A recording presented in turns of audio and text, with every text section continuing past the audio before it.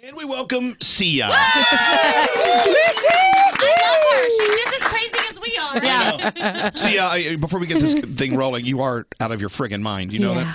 But that's good. That's good. I feel really super at home here with you, freaks. And you should. You should. And, we were talking to Sia as she was walking, and you have every accent and dialect going on. So you're originally from Australia. Yeah, Adelaide. And then you moved to London. Yeah, for 8 years. And then I have been here now for 10 years. Where in the States have you lived for 10 years? New York and LA. All right. So your accent is everywhere. Yeah, it's wonky. It's global. Wonky. You know what people are saying now? They're saying that I sound like I'm from the South. Can you do a New York accent, like a straight one? Like, not like a straight one. I have to do the, like, really full-on, like, I like baseball kind of one. Oh, my Lord. Like, I need a piece of pizza. Immediately she starts throwing her hands around because that's what you have to do. Here's my question, because I can ask this question. I'm allowed to ask this question because I am the way I'm about to describe you. Okay. You're out there. Yeah. You're a very fun person. When you're alone, do you drive yourself nuts? Do you go crazy sometimes with yourself? No, because I take medication for Okay, it. all right. Well, there you have it. Maybe I should start that. It's called Neurontin. My Lord. How many milligrams per day do I have to take? I'm on the highest dose. Oh, my Lord. Sia, of course, you hear her, and if you've ever met her, she's just a ball of fun, and you're just this great energy floating around. Thank you. But I will tell you, she has a voice.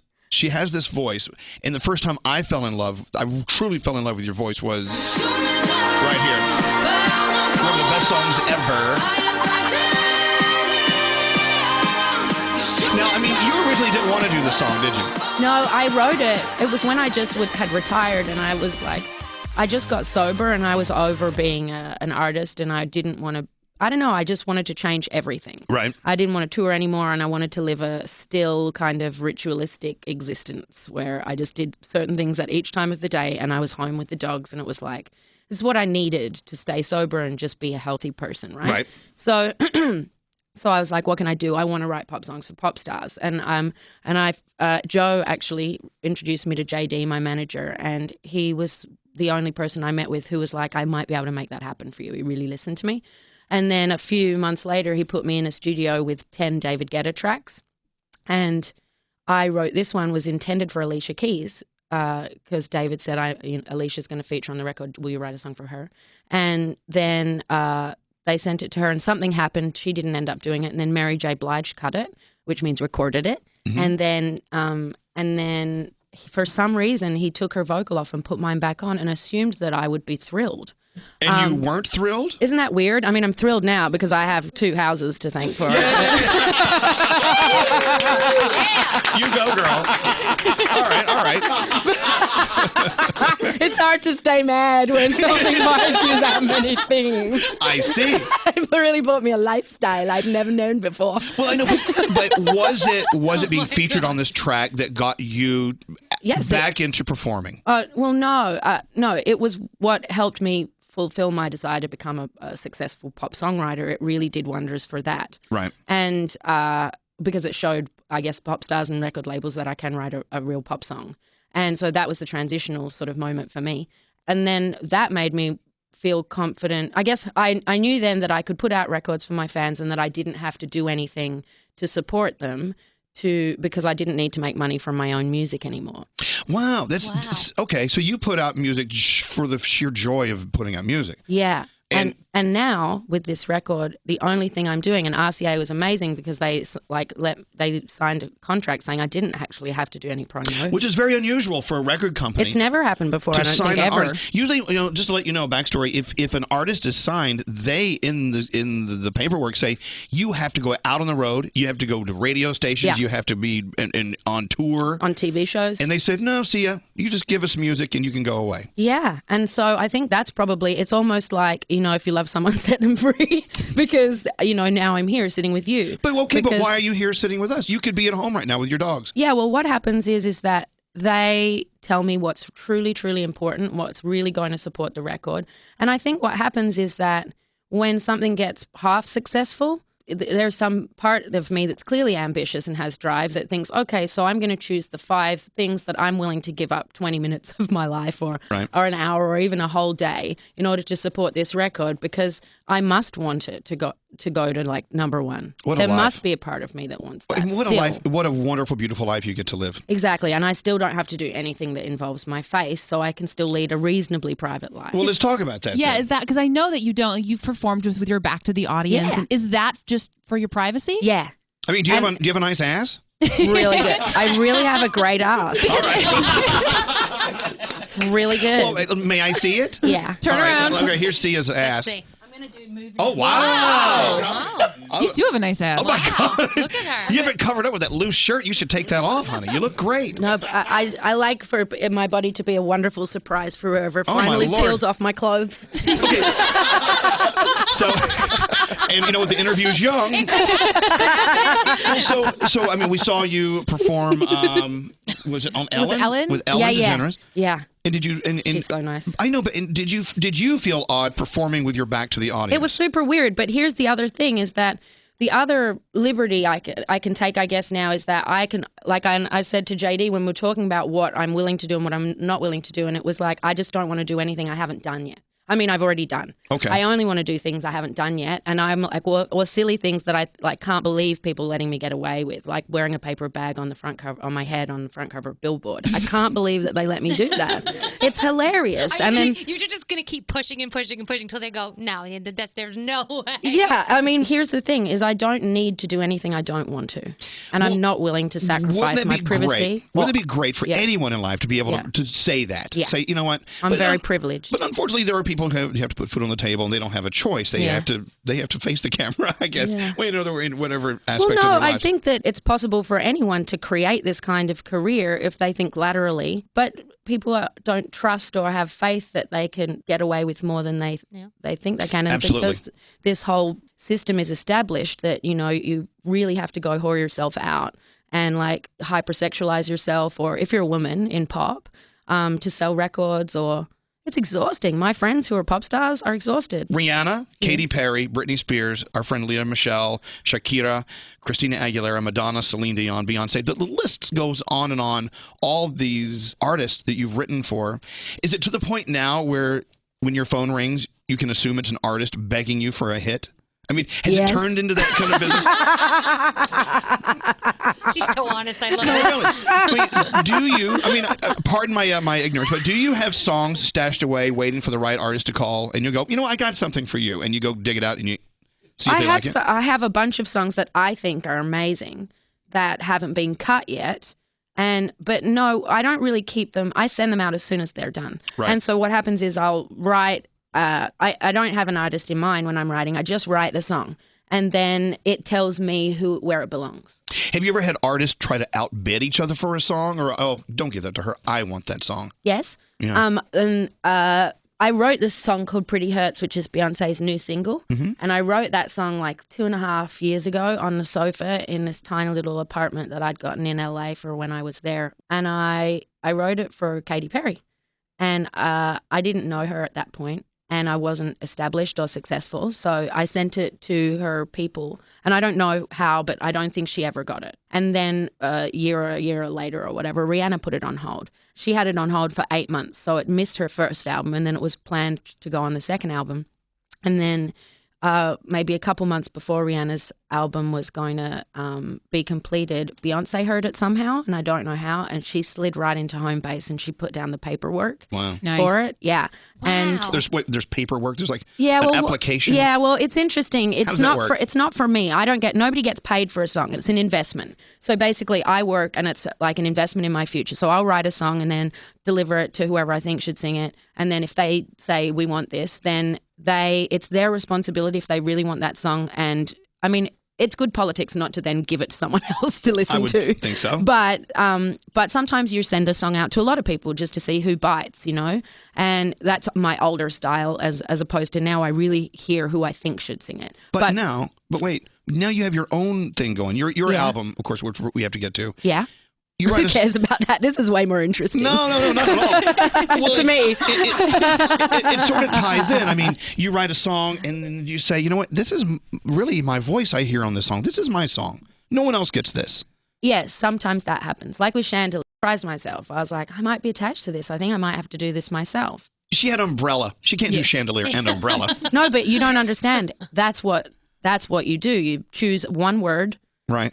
Parachute, for instance. Yes. Titanium. Right, yes. Titanium. And then you basically milk the metaphor. That's part of my formula. So you need to have a strong title because labels want you to be able to Google it simply. Right. Right. So you take, I'm so fully divulging all my top secrets. Well, there's Cannonball. Right. From Leah Michelle. Yeah. Britney Spears, Perfume. Right.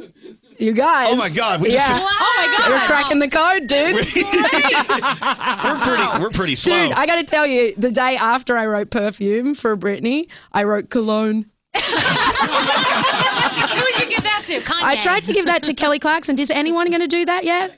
Okay, that's a hit though, so someone will do that. And Adam, Britney's manager, tried to get Britney to do it for her second single. Oh my God, I love Wouldn't it. that have been amazing? I was like, are you insane and also maybe a genius? I can't tell. When you are just going about your busy day, Sia, Yes. does a song just hit you and you just have to run and write it down? I mean, how does the A process... title might hit me. What Like a happens? concept, like a title or a concept might hit me. Right. I mean, I'll show you. And for the people at home, she's I'll digging in her tell you purse. what I'm doing. You have a I'm song digging being in my written in purse. your purse? No, I mean, yes. She's pulling out her I do iPhone. have one melody that keeps popping in, but this is what I do. I have in my notes on my iPhone, I have one note that just says song ideas. And here it is. And so here, and I'm showing them, it's just titles, basically. All on your iPhone. And it goes, as you can see, it goes That's a for lot. like Whoa. about a Whoa. zillion pages.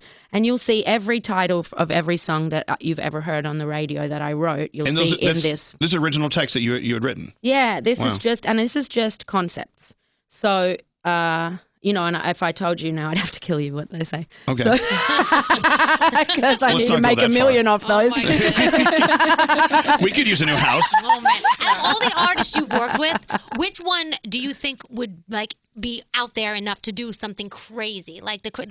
They're like look at you and they go, yeah, I'll do that. I'll do this. I'll do that. And what do you mean by crazy? Just so I can Just like really Ex- answer. I'll go- Experimental Yeah. and new and different and Yeah. fresh. I think all of the artists want to be pushed forward, but I think that Beyonce and Rihanna really, especially Beyonce, really takes it that one step to the left. Yeah, as a matter of fact, when to the her... left, to the left. when I know. her- I looked over at David, my managay, and I was like, yeah, let's do it. So, we've talked about everyone's album, but we haven't talked about yours. Now, Boring. do you really not want to talk about your album? Because I think we don't should. care. Yeah, you go for it. Whatever you want. I'm here for you, baby. Thank you, lover. You're a generous lover. The album is 1,000 Forms of Fear. It comes out July 8th. Of course, you can pre-order it now on iTunes. Please do. Of course, we're playing Chandelier. Yeah. Does this album have one message, or Not is it that I know of. individual songs? Well, I don't know. They were all written as just individual songs because every day I write, or maybe 4 days a week, I'll write 2 songs per day. So it takes me about 2 hours to write and record a song. Mm-hmm. And so I never know where it's going to end up. The song ends up telling me where it should end up, and sometimes it tells me it belongs with me. Give me an idea of, if you're sitting in front of 20 of your songs you've written, but one sticks out as the one you want to keep for yourself. Give me an idea of what those songs say to you versus the other ones that are fantastic songs, but they're going somewhere else. I think I care about what they say.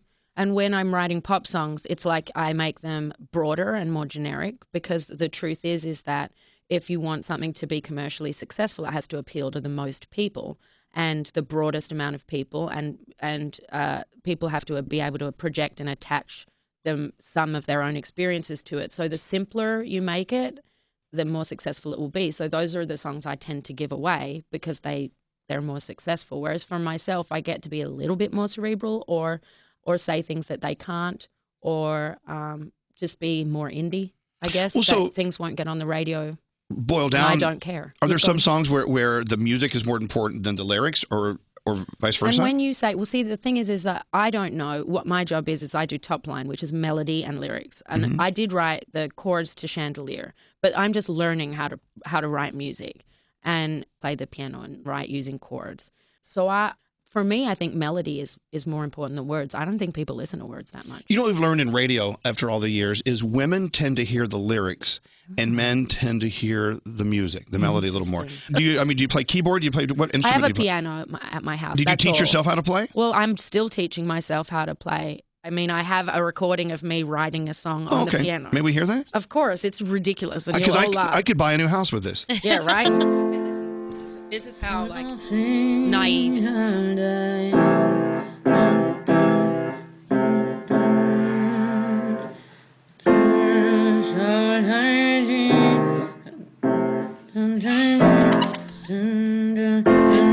I'm trying to find it. No, see, I'm trying to find it. Are you going to find it? Yeah, yeah. There it is. Wow. And then I find it. I'm using the first root note. Then there we go. I found it. Found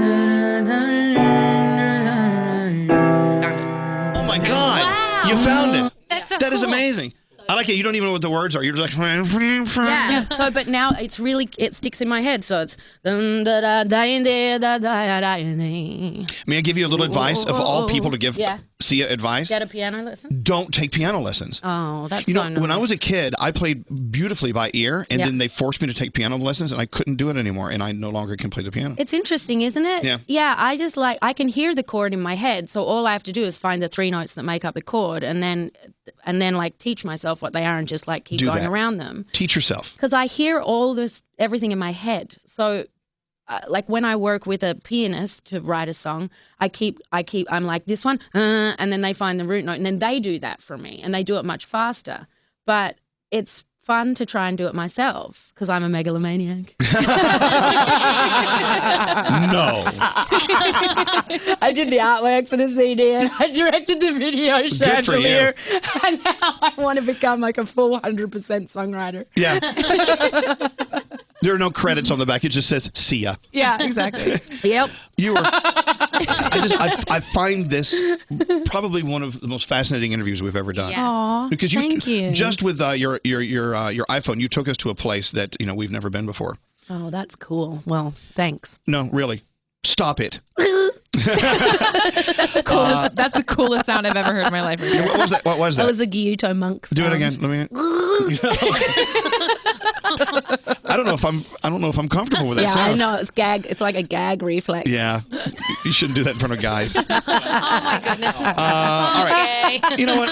I took it there. He just picked it up.